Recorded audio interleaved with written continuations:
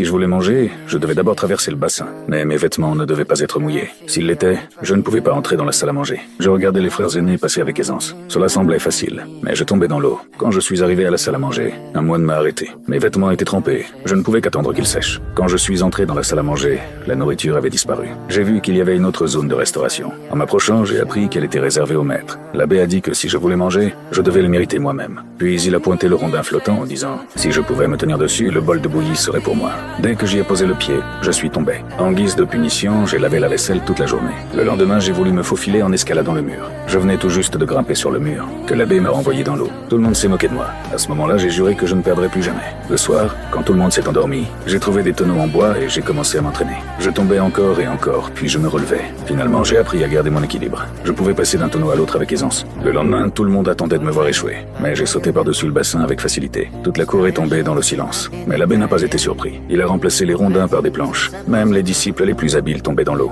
J'ai essayé moi-même et j'ai échoué aussi. Pour manger, nous nous entraînions jour et nuit. Mais rien ne semblait fonctionner. L'abbé m'a tendu une assiette et m'a dit de la lancer dans l'eau. L'assiette a coulé immédiatement. Ensuite, il a fait une démonstration. L'assiette a glissé à la surface de l'eau. Dans cette leçon, plus nous marchions avec force, plus le bois coulait vite. À ce moment-là, j'ai soudainement tout compris. Depuis lors, je m'entraînais chaque soir au bord du bassin. Quelques jours plus tard, j'ai maîtrisé la méthode. Et l'abbé m'avait observé en secret tout ce temps. Peu après, il m'a envoyé à la chambre 34. Cette chambre était dédiée à l'entraînement de la force des bras. Je devais porter 2 seaux d'eau, avec des lames des 2 côtés. À la moindre erreur, je serais gravement blessé. Pendant 3 mois entiers, mes mains se sont couvertes de cloques. Mais mon corps est devenu aussi stable qu'une montagne. Je pouvais même aider les autres tout en portant les seaux. Peu après, je suis allé à la chambre 33. Il n'y avait pas d'armes là-bas, seulement un poisson de bois et une immense cloche. Chaque fois que le poisson de bois était frappé, je devais frapper la cloche. Je pensais que cela n'avait rien à voir avec les arts martiaux. Puis il m'a tendu le marteau, mais je ne pouvais pas le soulever. J'ai compris que ce n'était pas pour sonner une cloche, mais pour entraîner la force des poignets. La perche de bambou mesurait près de 12 pieds. Le marteau pendait à son extrémité.